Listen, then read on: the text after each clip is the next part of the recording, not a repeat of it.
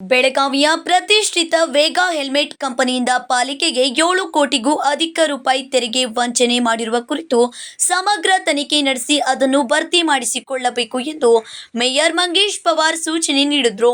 ಮಂಗಳವಾರ ಬೆಳಗಾವಿ ಮಹಾನಗರ ಪಾಲಿಕೆಯ ಕೌನ್ಸಿಲ್ ಸಭಾಂಗಣದಲ್ಲಿ ಕರೆಯಲಾದ ಸಾಮಾನ್ಯ ಸಭೆಯಲ್ಲಿ ಅವರು ಮಾತನಾಡಿದರು.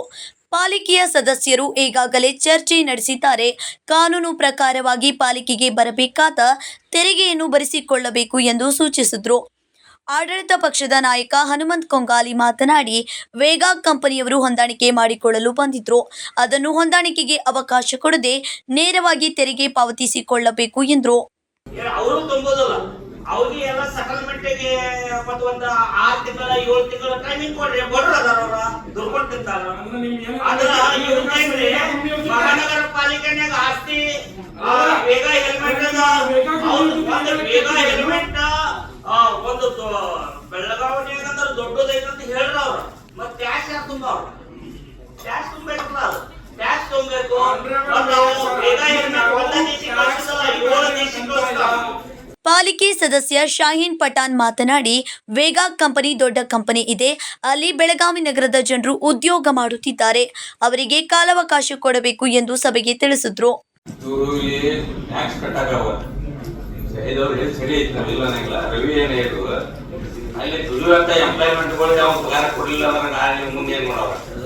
ಅದಕ್ಕೆ ಇವ್ರು ಎಲ್ಲಾನು ಸರಿ ಇಟ್ಕೊಂಡ ಫೈದಾ ಮಾಡ್ಕೊಂಡ್ರೆ ನಾವು ಎಂಪ್ಲಾಯ್ಮೆಂಟ್ ಕ್ರಿಯೇಟ್ ಆಗೈತಿ, ಅವ್ರಿಗೆ ಪಗಾರ ಕೊಡ್ತಾನೆ.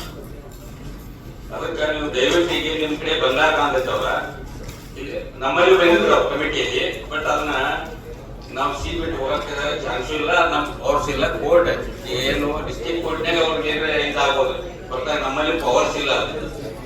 ಇದಕ್ಕೆ ಆಕ್ಷೇಪ ವ್ಯಕ್ತಪಡಿಸಿದ ಬಿಜೆಪಿ ಸದಸ್ಯ ರವಿ ತೋತ್ರೆ, ಬೆಳಗಾವಿ ನಗರದಲ್ಲಿ ಸಾಕಷ್ಟು ದೊಡ್ಡ ಕಂಪನಿಗಳಿವೆ. ವೇಗಾ ಕಂಪನಿಗೆ ಸಮಯಾವಕಾಶ ಕೊಟ್ಟರೆ ಮತ್ತೆ ಅದರ ದುರುಪಯೋಗ ಬೇರೆ ಕಂಪನಿಯವರು ಇದೇ ಮಾರ್ಗ ಉಪಯೋಗಿಸುತ್ತಾರೆ. ವೇಗಾ ಕಂಪನಿಯು ಸುಮಾರು 5 ದೇಶಗಳಲ್ಲಿ ವ್ಯಾಪಾರ ಮಾಡುತ್ತಾರೆ. ಏಕಕಾಲಕ್ಕೆ ತೆರಿಗೆ ಹಣ ತುಂಬಿಸಿಕೊಳ್ಳಿ ಎಂದರು.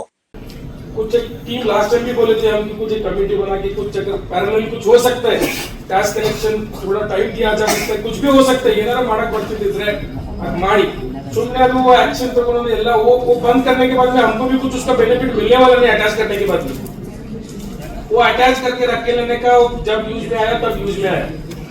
तो अगर मेन हमारा इंपॉर्टेंट इशू है टैक्स कलेक्शन. अगर कुछ पैरेलल टैक्स कलेक्शन अगर हम कर सकते हैं, कुछ यूज कर सकते, कुछ रास्ता अगर कुछ कॉर्पोरेटर्स कुछ जाके आपके जो हमारे कुछ जाके बात करके अगर कुछ खत्म कर सकते तो खत्म करो उसको.